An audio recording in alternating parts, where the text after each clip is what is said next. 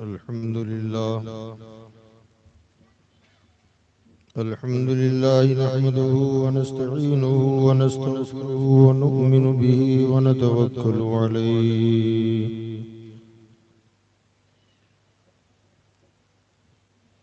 व नऊज़ु बिल्लाहि मिन शुरूरि अनफुसिना व मिन सय्यिआति अअमालिना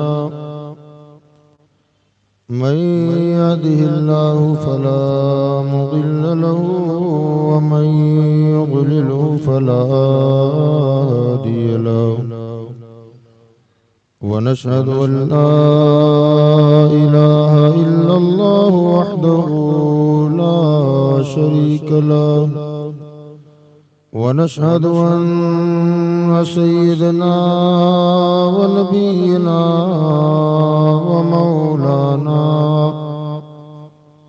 व मलजाना व मअवाना मुहम्मदन अब्दुहु व रसूलुहु अम्मा बअदु फ़अऊज़ु बिल्लाहि मिनश शैतानिर रजीम बिस्मिल्लाहिर रहमानिर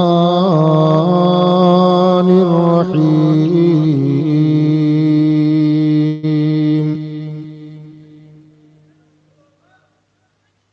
लक़द ख़लक़नल इंसान फ़ी अहसनि तक़वीम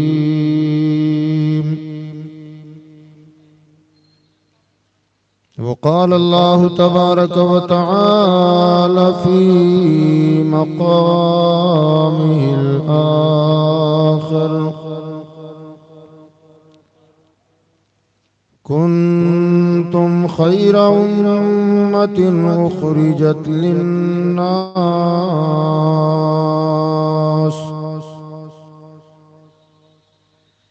सदक़ल्लाहु मौलानाहिल अलिय्युल अज़ीम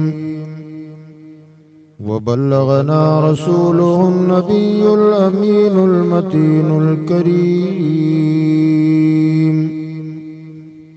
वनहनु अला ज़ालिक लमिनश शाहिदीन वश्शाकिरीन वल्हम्दुलिल्लाहि रब्बिल आलमीन।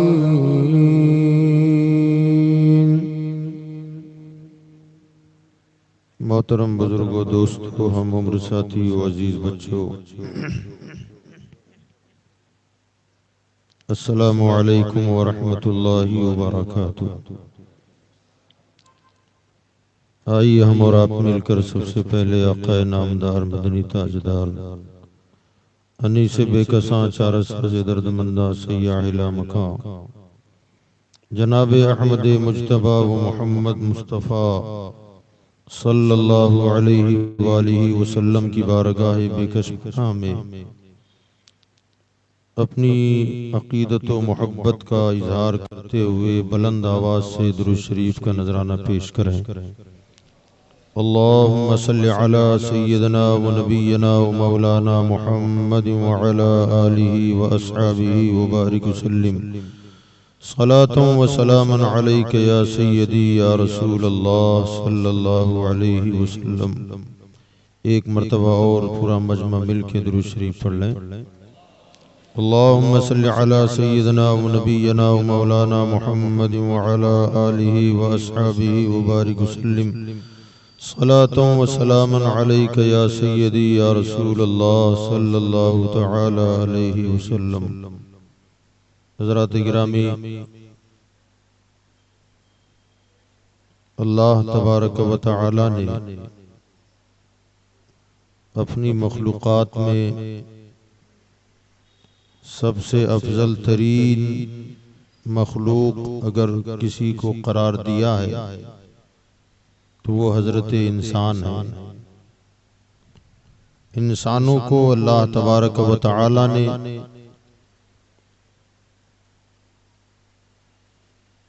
बड़ी फजीलतों से नवाजा और अशरफुल मखलूक़ात का लक़ब अता फरमाया।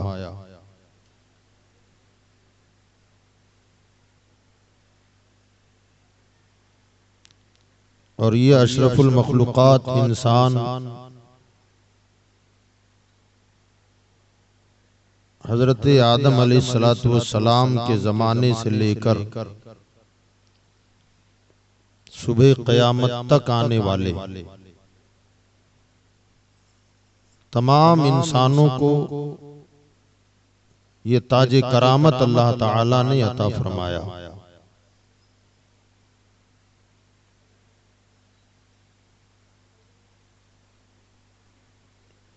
मगर उम्मत मोहम्मदिया सल्लल्लाहु अलैहि वसल्लम का मकाम उन तमाम अफराद, तमाम इंसानों में सबसे बुलंद और बाला फरमाया। तमाम मखलूकात में सबसे अफजल इंसान है और तमाम इंसानों में सबसे अफजल, तमाम उम्मतों में सबसे अफजल उम्मत मोहम्मदिया है। अल्लाह ताला उम्मत मुस्तफ़ा सल्लल्लाहु अलैहि वसल्लम के लिए फरमाता है, कुंतुम खैरा उम्मतिन उखरिजत लिन्नास। दुनिया में जितनी उम्मतें जाहिर हुई उन तमाम उम्मतों में सबसे बेहतर उम्मत उम्मत मोहम्मद है। हालांकि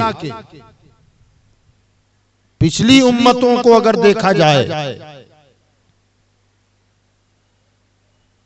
तो उनके आमाल, उनकी उम्रें हमसे ज्यादा, पिछली उम्मतों की उम्रें 300 साल, 400 साल उम्रें उनकी होती।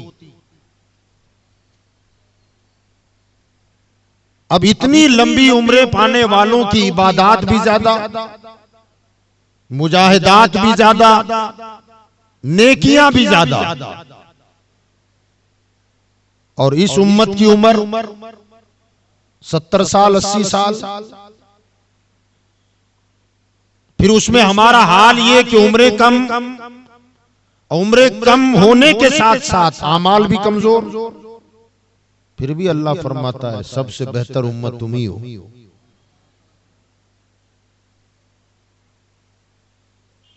और कमाल ये कि जन्नत में सबसे पहले आए, सबसे आखिर में, और जन्नत में सबसे पहले यही उम्मत जाएगी। दाखिला जन्नत में इसी उम्मत का सबसे पहले होगा। हजरत आदम अलैहिस्सलाम से लेकर जनाब ईसा तक जितने पैगंबर हुए और हर पैगंबर की जितनी उम्मत हुई, उन तमाम उम्मतों में सबसे अफजल तरीन उम्मत उम्मत मोहम्मदिया है।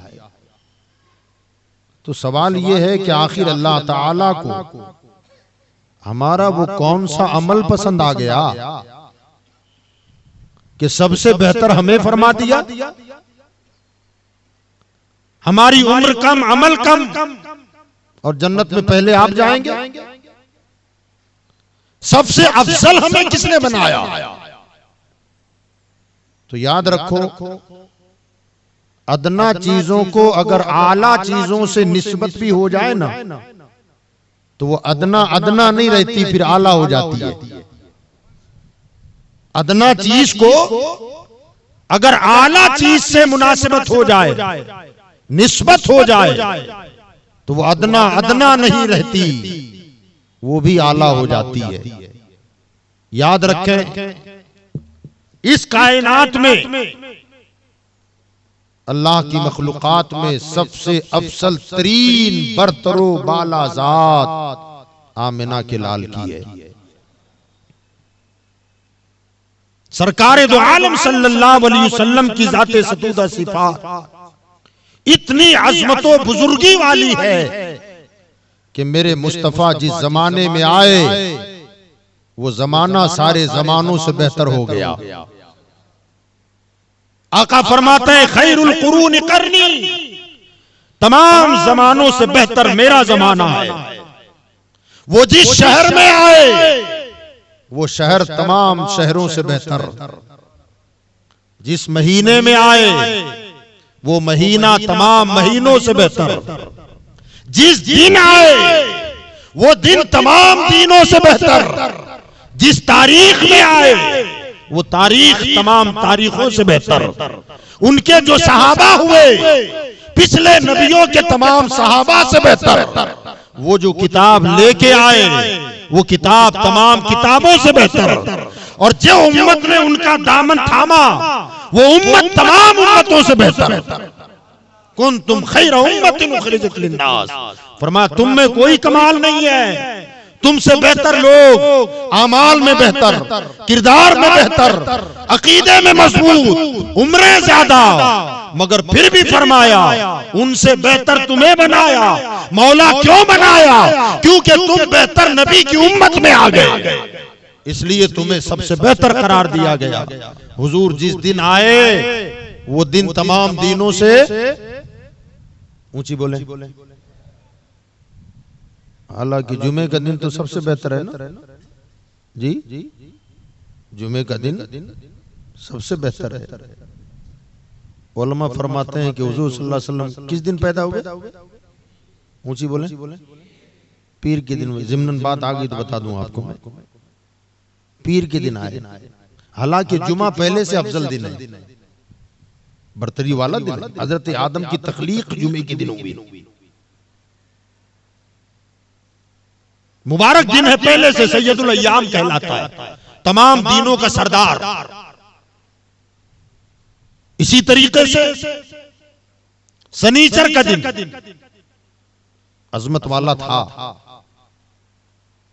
इस्लाम से पहले शनीचर के दिन अजमत वाला था। मोहम्मद अरबी की आमद से पहले इतवार का दिन भी फजीलत वाला था। ईसाइयों के यहां आज भी इतवार का दिन छुट्टी क्यों मनाते हैं? अल्लाह हमारे मुल्क वालों को भी समझ की तौफीक अता फरमाए। ये उनका दिन है, वो छुट्टी रखते हैं। इतवार ईसाइयों के यहां अजमत वाला, शनीचर यहूदियों के यहां अजमत वाला, और जुमे का दिन तो पहले से अजमत वाला था। अल्लाह ताला ने अजमत वाले दिनों को छोड़कर अपने हबीब को एक गैर मारूफ दिन में क्यों पैदा फरमाया? पीर के दिन की ऐसी कोई खास फजीलत थी नहीं पहले भी। अल्लाह जुमे के दिन पैदा कर देता, शनीचर को पैदा कर देता, इतवार को पैदा कर देता, कि उस दिनों की ताजीम होती थी पहले।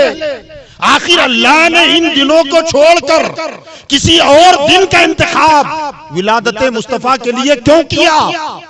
तो उलमा फरमाते हैं वजह क्या कि अगर किसी ऐसे दिन हुजूर की विलादत होती, जुमे का दिन या शनीचर का दिन या इतवार का दिन, तो लोगों में ये शोहरत है।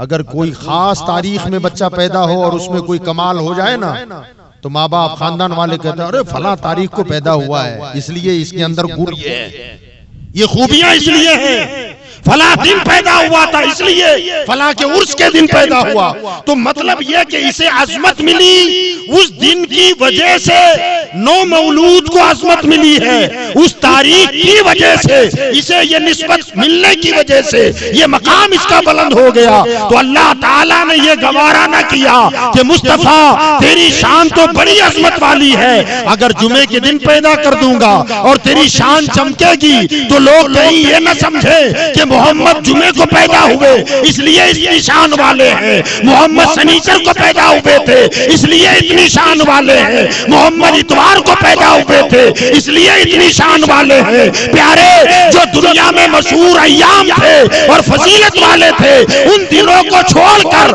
एक गैर मारूफ दिन के अंदर तेरी विलादत करूंगा ताकि तेरी अजमत दिनों की वजह से ना हो, तेरी वजह से दिन को अजमत मिल जाए। सुभान अल्लाह, सुभान अल्लाह। तेरी विलादत की निस्बत से दिन अजमत वाला हो जाए, इसलिए पीर के दिन तुझे पैदा किया ताकि पीर का दिन तुम्हारी वजह से शान वाला हो जाए, इज्जत वाला हो जाए। और किसी अदीब ने पता नहीं किसने रखा है, नाम भी रखा है तो चुन के रखा है। हुजूर की विलादत वाला दिन कौन सा है? बोलिए, ऊंची बोलिए ना यार, सब मिलके बोलो ना। पीर कौन सा दिन है? सुभान अल्लाह। कुछ समझ में आया? हुजूर जिस दिन पैदा हुए ना, वो दिन भी तमाम दीनों का पीर बन गया। हफ्ते के 6 दिन मुरीद हैं और जिस दिन आका की विलादत हुई वो पीर साहब है। अरे जिस दिन मेरे मुस्तफा की विलादत हो, वो दिन जब दीनों का पीर बन सकता है, तो खुद विलादत होने फरमाने वाली जात जनाबे मुस्तफा कितनी अजमत वाले होंगे। तो दिन को अजमत मिली तो मुस्तफा की वजह से, महीने को अजमत मिली तो मुस्तफा की वजह से। और कुरान कहता है जहां आए ना, अल्लाहु अकबर, जहां तशरीफ लाए, वत्तीन वज़ैतून वतूर सीनीन वहाज़ल बलदिल अमीन, मुझे कसम है अंजीर की, कसम है जैतून की, और कसम है अमन वाले शहर की। मौला, ये अमन वाला शहर कौन सा? ये अमन वाला शहर मक्का है। ये अमन वाला शहर मक्का है। इसे बलदे अमीन क्यों कहा गया? फरमाया बलदे अमीन इसलिए कहा गया कि वहां अगर जानवर भी चला जाए तो अमान में आ जाता है, और इंसान भी आ जाए तो वो भी अमान में आ जाता है। जानवर तो दुनियावी एतबार से अमान में आ जाए, और अगर मोमिन उस शहर में जाए वो दुनियावी एतबार से भी अमान में, और अल्लाह उसे जहन्नम से भी अमान अता फरमाए, दोज़ख से भी अमान अता फरमाए। वमन दखलहु काना आमिना, अल्लाह कुरान में फरमाता है वमन दखलहु, जो उस शहर में दाखिल हो गया, काना आमिना, वो अमान में आ गया है, वो सुकून में आ गया, चैन में आ गया। और अल्लाह ने उसी शहर के हवाले से फरमाया ला उक़सिमु बिहाज़ल बलद, मुझे कसम है इस अजमत वाले शहर की। मक्का शहर की कसम अल्लाह याद फरमा रहा है, ला उक़सिमु बिहाज़ल बलद, मुझे कसम है इस मुक़द्दस शहर की। अब ये कसम खा के अगर अगली बात बयान कर देता ना अल्लाह, तो लोगों के जहनों में ये बात पैदा हो सकती थी कि अल्लाह ताला ने उस शहर की कसम क्यों खाई? इसलिए कि वहां काबा है, हजर अस्वद है, मकाम इब्राहिम है, सफा मरवा की पहाड़ियां हैं, मिना की वादी है, मुज़दलिफा है, अरफात है। ये सवाल हो सकता था और लिखने वाले लिख सकते थे कि इतनी शान वाला ये शहर इसलिए हुआ कि मक्का व काबा वहां मौजूद है, जन्नती पत्थर वहां मौजूद है। ये लिखने वाले कह सकते थे ये भी हो सकता है, ये भी हो सकता है, ये भी हो सकता है। अल्लाह ने सारे हो सकने वाले दरवाजे बंद कर दिए और कुरान में कह दिया ला उक़सिमु बिहाज़ल बलद, मुझे इस अज़मत वाले शहर की कसम। मौला क्यों? व अंत हिल्लुम बिहाज़ल बलद, इसलिए कि मुस्तफा यहाँ की जमीन में तेरे कदमों के बोसे लिए हैं, यहाँ की जमीन में मेरे आका के कदमों के बोसे लिए। काबा है अजमत वाला है, अरफात है अजमत वाला है, सफा मरवा है अजमत वाले हैं, मकाम इब्राहिम है अजमत वाला है, हजर अस्वद है अजमत वाला है। मगर फरमाया इसलिए कसम नहीं याद कर रहा हूँ, कसम तो इसलिए याद कर रहा हूँ कि यहाँ मेरे महबूब आया है और यहाँ की जमीन में मेरे महबूब के तलवों को चूमा है। इसलिए आला हज़रत फाजिल बरेलवी फरमाते हैं या रसूल अल्लाह, खाई कुरान खाके गुजर की कसम, खाई कुरान खाके गुजर की कसम, उस कफे पा की हुर्मत पे लाखों सलाम। या रसूलल्लाह, जहां आप कदम रख दें उस मिट्टी की कसम कुरान खा रहा है। कुरान उस मिट्टी की कसम खा रहा है ताकि दुनिया वालों को पता चले कि जिसके कदम के नीचे मिट्टी आ जाए वो मिट्टी इतनी अजमत वाली है, तो खुद कदम वाला मुस्तफा कितनी अजमत वाला होगा। सुभान अल्लाह, सुभान अल्लाह। फरमाया कदमों से अगर मिट्टी को निस्बत हो जाए तो वो मिट्टी अजमत वाली हो जाए। उनकी जात से जिस इंसान को ईमान की हालत में निस्बत हो जाए वो सहाबी हो जाए। याद रखिएगा, इबादत से बेहतर जियारत है। जुमला दे रहा हूं आपको, इबादत से बेहतर जियारत है। क्योंकि दुनिया में कोई इबादत से सहाबी नहीं बनता, मुस्तफा की जियारत से सहाबी बन जाता है। और जब बंदा सहाबी बन जाए तो दुनिया का कोई बड़े से बड़ा वली हो, कुतुब हो, अब्दाल हो, गौस हो या गौसे आजम हो, खुदा की कसम सहाबी के मर्तबे को नहीं पा सकता। 40-40 साल तक इशा के वजू से फजर पढ़ने वाला एक तरफ और एक मर्तबा ईमान की हालत में मुस्तफा का दीदार करने वाला एक तरफ। इनके सारे सजदे, सारी इबादतें एक तराजू के पल्ले में रखी जाए और ईमान की हालत में किसी ने मुस्तफा का एक मर्तबा दीदार कर लिया हो, वो जियारत एक पल्ले में रखी जाए तो हजारों साल इबादत पर दीदार मुस्तफा वाला पल्ला वजनदार हो जाएगा। इसलिए इबादत से अफजल जियारत है। हुजूर को जिसने ईमान की हालत में देखा और उसी हाल में ईमान की हालत में विशाल सहाबी हो जाता है, उसका मकाम इतना बुलंद वाला हो जाता है। तो जिन नफूस कुदसिया को मुस्तफा का जमाना मिल गया ना, वो दुनिया में सबसे बेहतर हो गए। और जिस उम्मत को उम्मत मोहम्मदिया होने का शरफ मिल गया, हम जैसे और आप जैसे तमाम उम्मतों में बेहतर हो गए। सुभान अल्लाह। किसकी वजह से हुए? फरमाया तुम में कोई कमाल नहीं है, ये मदीने वाले की निस्बत का कमाल है, ये मेरे मुस्तफा की निस्बत का कमाल है, तुम उनके हो गए। अल्लाह अकबर। आला हजरत क्या फरमाते हैं? कहते सुभान अल्लाह। आला हजरत फरमाते हैं मौला हम हैं उनके, हम हैं उनके, वो हैं तेरे, तो हुए हम तेरे। क्या अंदाज है आला हजरत का। ए मौला हम हैं उनके, वो है तेरे, तो हुए हम तेरे। इससे बढ़कर तेरी सिमत और वसीला क्या है? इससे बेहतर कौन सा वसीला पेश करें? तेरा मुस्तफा तेरा है और हम मुस्तफा के हैं, तो फिर हम भी तो तेरे हुए। महबूब का महबूब भी महबूब हो जाता है। सुभान अल्लाह। जो महबूब का महबूब होता है वो भी महबूब हो जाता है। अल्लाह तबारक व तआला ने इस उम्मत का मकाम मुस्तफा की वजह से इतना बुलंद किया। जानते हैं अल्लाह फरमाता है वकज़ालिक जअलनाकुम उम्मतन वसतन लितकूनु शुहदाअ अलन नास व यकून अर्रसूलु अलैकुम शहीदा। सुभान अल्लाह। वकज़ालिक जअलनाकुम उम्मतन वसतन लितकूनु शुहदाअ अलन नास। तुम्हें अल्लाह ने उम्मते वस्त बनाया, दरमियानी उम्मत। कौन सी उम्मत? दरमियानी उम्मत बनाया। दरमियानी उम्मत क्यों फरमाया अल्लाह ने? उलमा इस हवाले से फरमाते हैं कि हमेशा दरमियान वाली चीज ही बेहतर होती है। अगल बगल दाएं बाएं वाला धूल धपका, ये धूप से धूप है, बारिश है, सर्दी है, धूल है, गर्द गुबार है, उसको हटा दो तो बीच का बिल्कुल साफ सुथरा निकलेगा। फरमाया इस उम्मत को अल्लाह ने फरमाया ये उम्मत वस्त है, दरमियान वाली उम्मत है, बीच वाली उम्मत है। और बीच की उम्मत फरमाकर क्या इरशाद फरमाया? शुहदा अलन नास। क़यामत के दिन लोगों पर अल्लाह इस उम्मत को गवाह बनाएगा, गवाह बनाकर पेश फरमाएगा। वयकून रसूल अलैकुम शहीदा, मेरा रसूल भी गवाह बनेगा।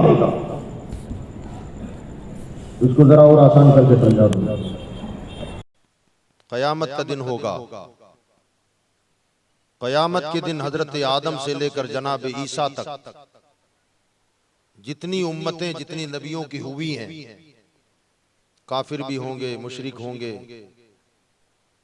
अल्लाह उन उम्मतों को बुलाएगा और बुलाकर इरशाद फरमाएगा, तुमने कुफ्र क्यों किया, शिर्क क्यों किया, मेरी इबादत न की। मैं तुम्हारा खालिक हूं, मैं इबादत के लायक था, तुमने मज़ाहिर कुदरत को खुदा समझ लिया, यहां वहां सजदे करते रहे, मेरी तौहीद का इकरार क्यों न किया। अब वहां तो खुदा का जलाल नुक्ते इंतहा पर होगा, हर किसी का पित्ता पानी हो रहा होगा। ये डर के घबरा कर वो कौमें कहेगी, वो उम्मतें कहेगी कि बारी ताला हमको किसी ने बताया नहीं कि तू अकेला है, हमें किसी ने दावत नहीं दी कि तू तन्हा है, इबादत के लायक तेरी जात है। अगर कोई हमें बताने वाला, समझाने वाला आता, यकीनन हम कुफ्र से तौबा करते और मोमिन हो जाते, तुझे एक मानते, तेरी ही इबादत करते। अल्लाह इरशाद फरमाएगा, मैंने तो तुम्हारे पास अपने नबियों को भेजा, क्या तुम्हारे पास मेरा पैगंबर मेरा पैगाम लेकर नहीं आया। तो वो उम्मत कहेगी, मौला ना, हमारे पास तो कोई आया ही नहीं। अब जो कौम होगी ना, उस कौम के पैगंबर को अल्लाह बुलाएगा। ऐ नूह, ये तुम्हारी कौम है, ये कौम कह रही है कि आपने इनको दावत नहीं दी, मेरा पैगाम नहीं पहुंचाया। तो वो पैगंबर कहेंगे, बारी ताला तू आलिमुल गैबी व शहादा है, तू तो सब जानता है, मौला मैंने बड़ी जाफिशानी के साथ तेरा पैगाम इन तक पहुंचाया है, मगर आज ये इनकार कर रहे हैं। अल्लाह ताला उनसे फरमाएगा, कौम से, उम्मत से कहेगा कि मेरे नबी कह रहे हैं कि पैगाम पहुंचाया। वो कहेंगे, ना मौला, हमारे पास कोई आया ही नहीं, अगर ये आते तो हम इनकी दावत को कबूल कर लेते। दूसरे उम्मत आएगी, वो भी इनकार करेगी, उस उम्मत के नबी को बुलाया जाएगा। अब जब मामला टकरा जाएगा, उम्मत कहेगी हमें समझाने वाला कोई नहीं आया, और नबी कहेंगे हमने तेरा पैगाम पहुंचा दिया।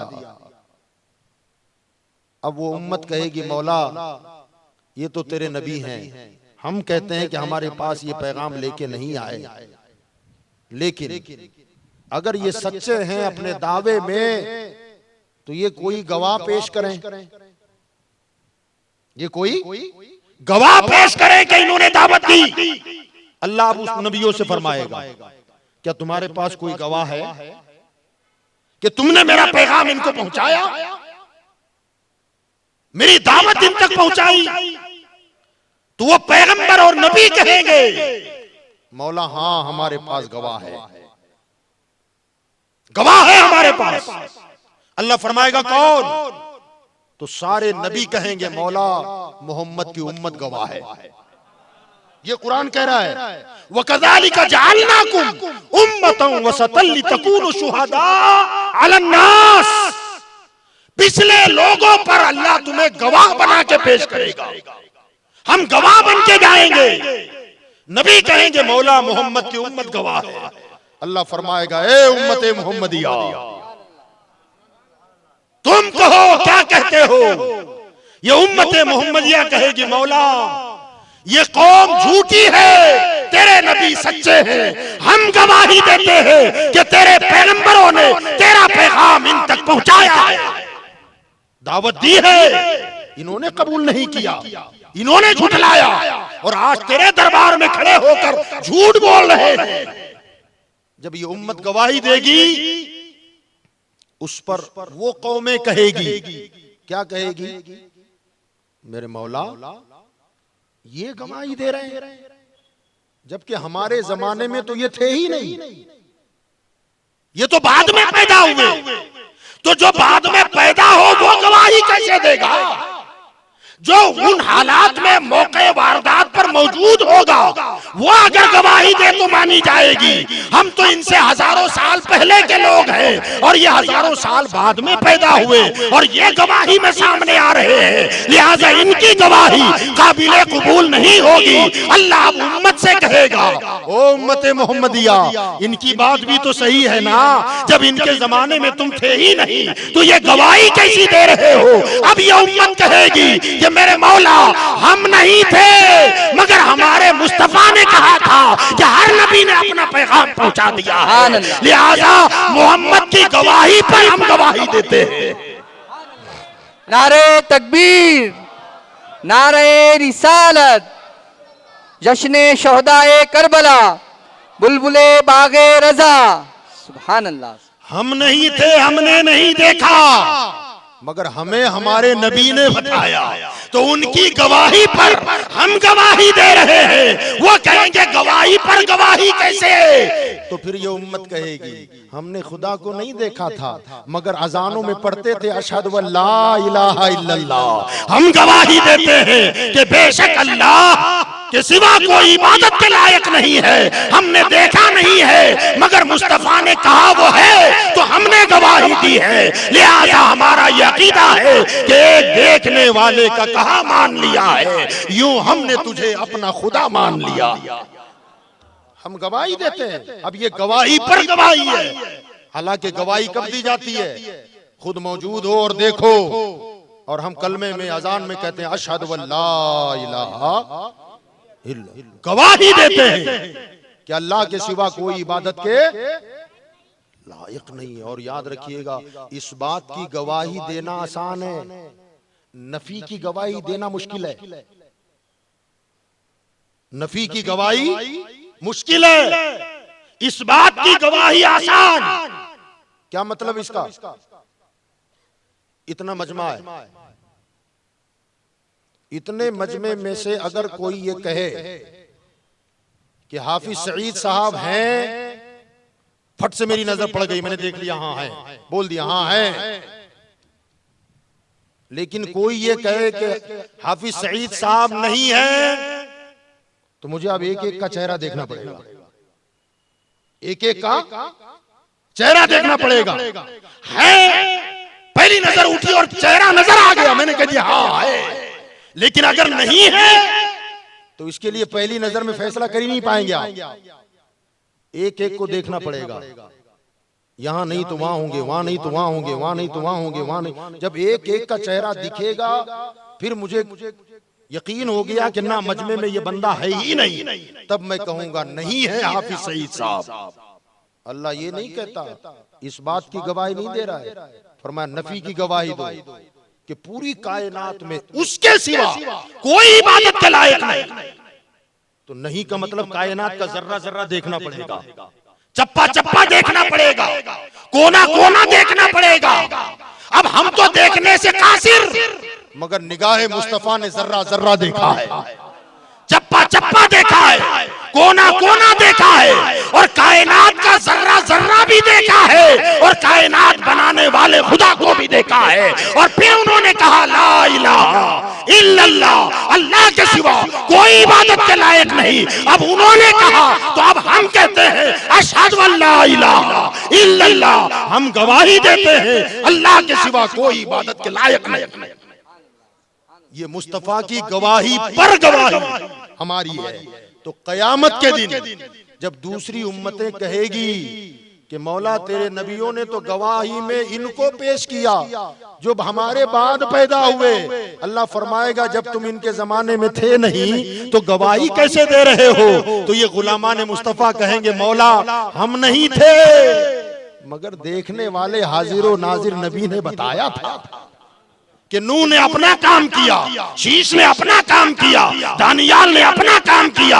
हमारे आका ने बताया था कि हर नबी ने अपनी जिम्मेदारी निभाई है, लिहाजा हम अपने आका की गवाही पर गवाही दे रहे हैं। अब वो यकून रसूल अलैकुम शहीदा, अब हुजूर खड़े हो गए। मेरे मुस्तफा खड़े होंगे और इरशाद फरमाएंगे, हाँ मेरी उम्मत सच कह रही है, मेरी उम्मत की गवाही सच्ची है। मुफस्सिरीन फरमाते हैं अब किसी काफिर की हिम्मत नहीं होगी कि कोई ये कहे कि आप भी तो नहीं थे, आप तो सारे नबियों के बाद आए ना, आप भी तो हमारे बाद मक्के में पैदा हुए, आपकी गवाही कैसी? मुफस्सिरीन फरमाते हैं सब चुप। क्यों? कि आए बाद में है, देखा सब कुछ है। आए बाद में देखा सब कुछ, क्या क्या देखा? अगर इस पर गुफ्तगू हो तो और घंटा लग जाए। हुजूर शिकम मादर में, आमिना के शिकम में अब्राहा ने काबे पर हमला करना चाहा, हाथियों का लश्कर लेके आया, काबा गिराना चाहता था। अल्लाह ने अबाबीलों का लश्कर भेजा, अबाबीलों की चोंच और पंजों में कंकरियां मसूर के दाल के बराबर, और उन्होंने कंकरियां छोड़ी तो हाथी पर बैठने वाला फौजी भी और हाथी समेत भूसा भूसा होकर के रख दिया, भूसा बना के रख दिया। अब ये वाकया हुआ, आका थे माँ के शिकम में, मगर अल्लाह ने उस वाकये को जब बयान किया तो क्या कहा? अलम तरा कैफ फअल रब्बुका बिअस्हाबिल फील। क्या मतलब है इसका? ऐ महबूब, क्या आपने नहीं देखा? क्या फरमा रहा है अल्लाह?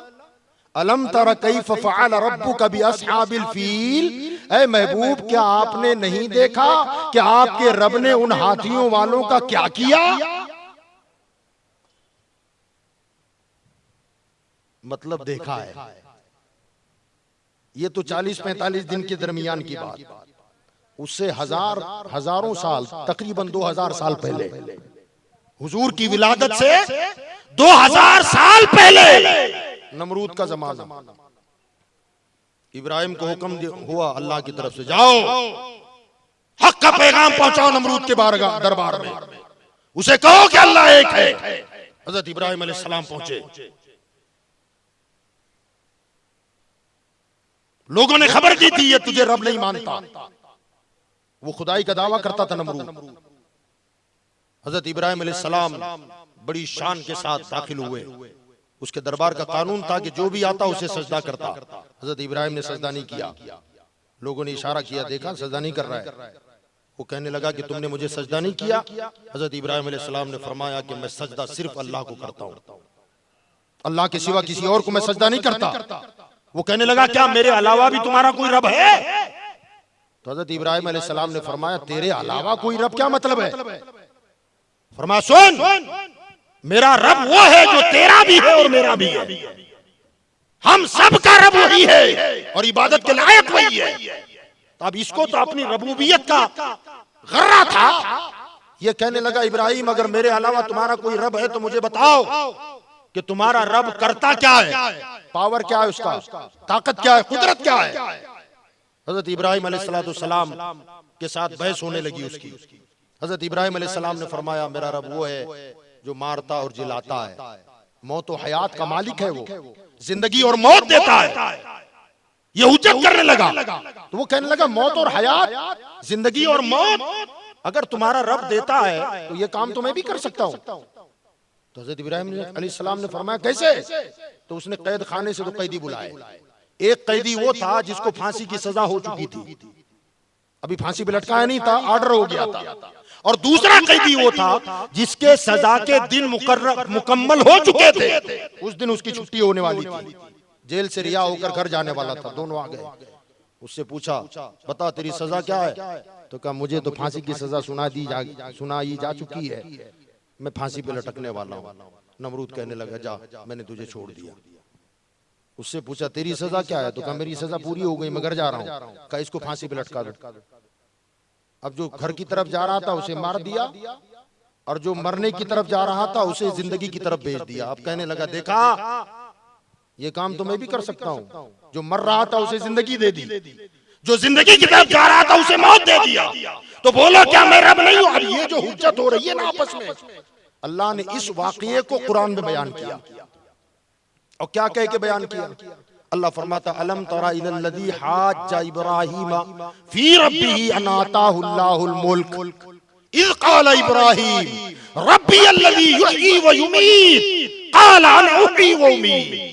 ऐ महबूब क्या आपने नहीं देखा,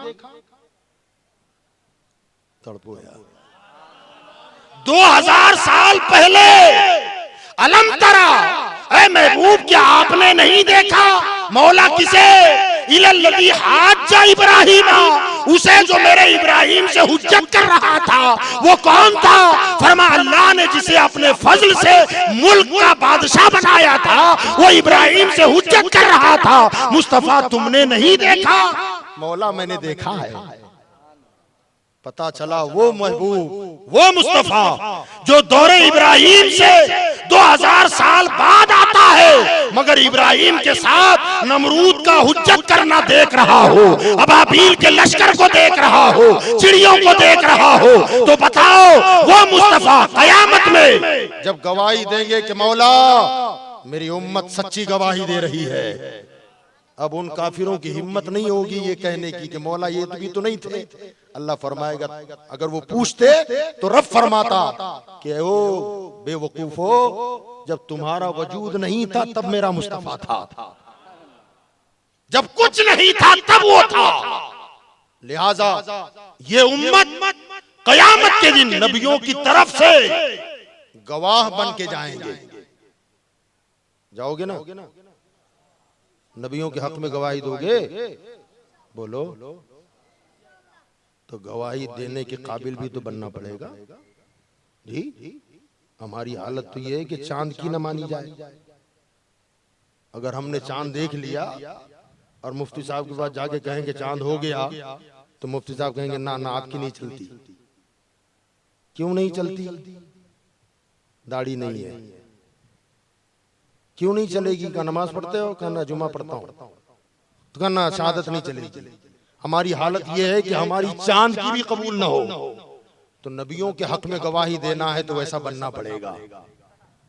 पैगंबरों के हक में गवाही देनी है तो वहां हम जैसे दाढ़ी चीलने वाले नहीं चलेंगे, बेनमाजी नहीं चलेंगे।